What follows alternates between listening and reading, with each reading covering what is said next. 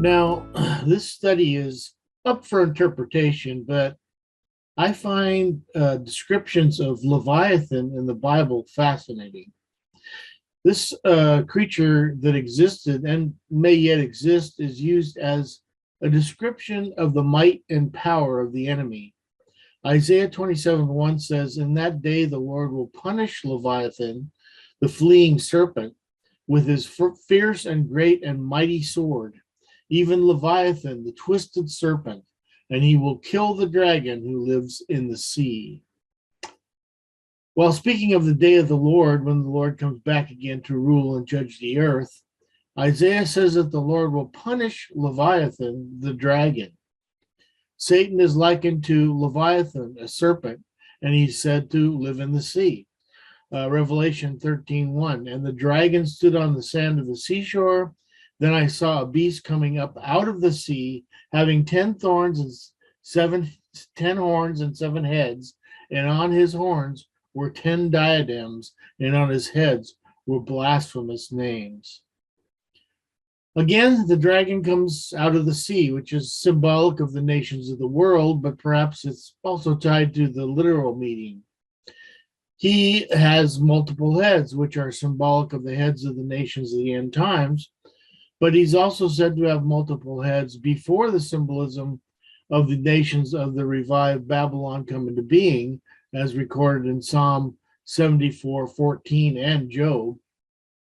Psalm 74:14 says, "You crushed the heads of Leviathan. You gave him as food for the creatures of the wilderness." God said that the serpent would strike the heel of Jesus, but that Jesus, in the generations coming from Eve, would crush the head of the serpent. Genesis 3:15. So the symbolism is already there, authored by Asaph of God, of Jesus Christ crushing Satan. But notice that Leviathan has multiple heads, like a mythological Hydra. Even as far back as Job, and likely before the flood, it was impossible to defeat a Leviathan or dragon. Job 41:1-34. Can you pull in Leviathan with a fish hook or tie down its tongue with a rope? Can you put a cord through its nose or pierce its jaw with a hook? Will it keep begging you for mercy? Will it speak to you with gentle words? Will it make an agreement with you for you to take it as a slave for life? Can you make a pet of it like a bird, or put it on a leash for the young women in your house? Will traders barter for it? Will they divide it among the merchants? Can you fill its hide with harpoons and its head with fishing spears?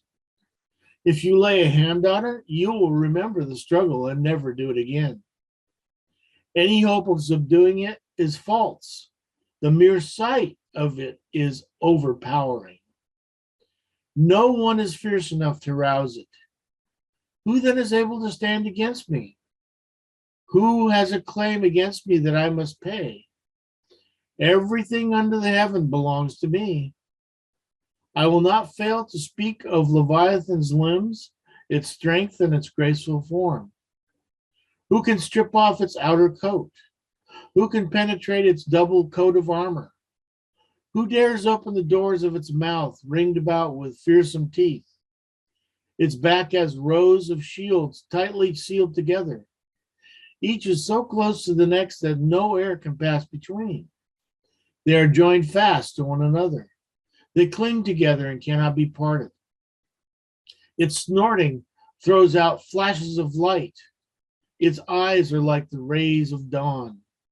Flames stream from its mouth. Sparks of fire shoot out. Smoke pours from its nostrils as from a boiling pot over burning reeds. Its breath sets coals ablaze. The flames dart from its mouth. Strength resides in its neck. Dismay goes before it. The folds of its flesh are tightly joined. They're firm and immovable. Its chest is hard as rock, hard as a lower millstone. When it rises up, the mighty are terrified. They retreat before its thrashing. The sword that reaches it has no effect, nor does the spear or the dart or the javelin.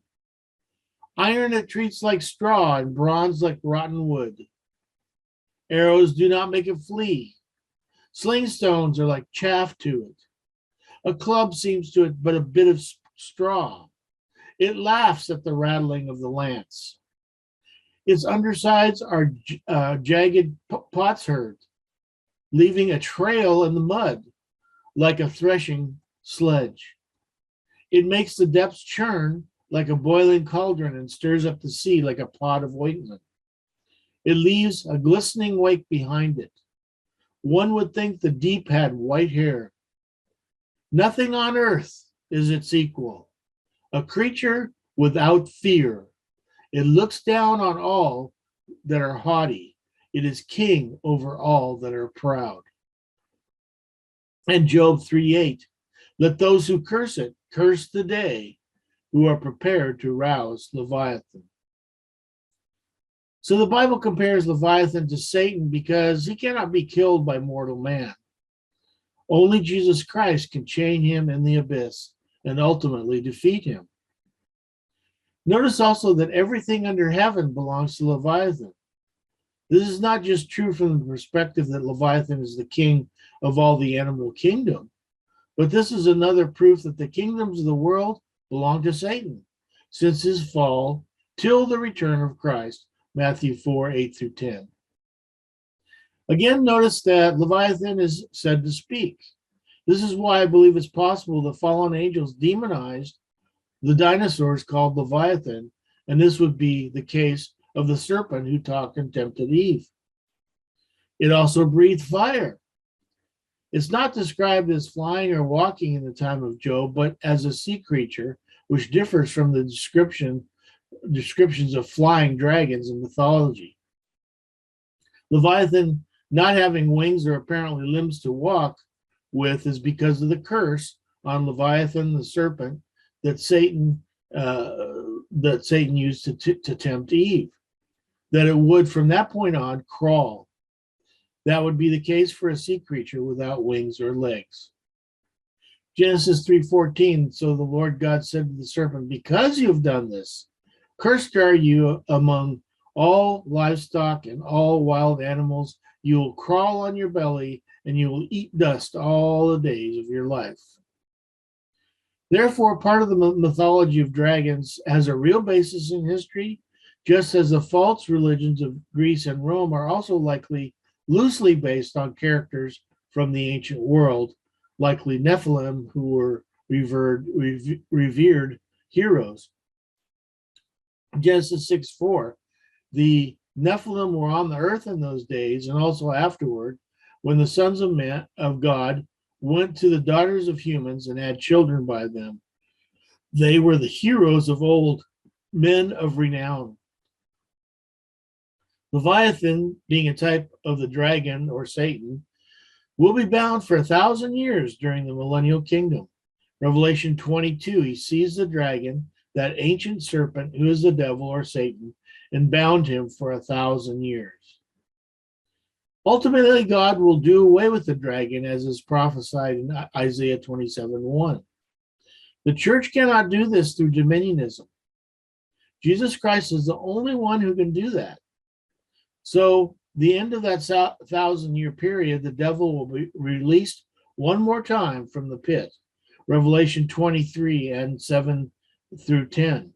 He threw him into the abyss and locked and sealed it over him to keep him from deceiving the nations anymore until the 1,000 years were ended.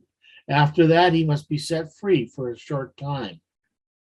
When the 1,000 years are over, Satan will be released from his prison and will go out to deceive the nations in the four corners of the earth, Gog and Magog, and to gather them for battle. In number, they're like the sand of the seashore. They marched across the breadth of the earth and surrounded the camp of God's people, the city he loves. But fire came down from heaven and devoured them. And the devil who deceived them was thrown into the lake of burning sulfur, where the beast and the false prophet had been thrown. They will be tormented day and night forever and ever.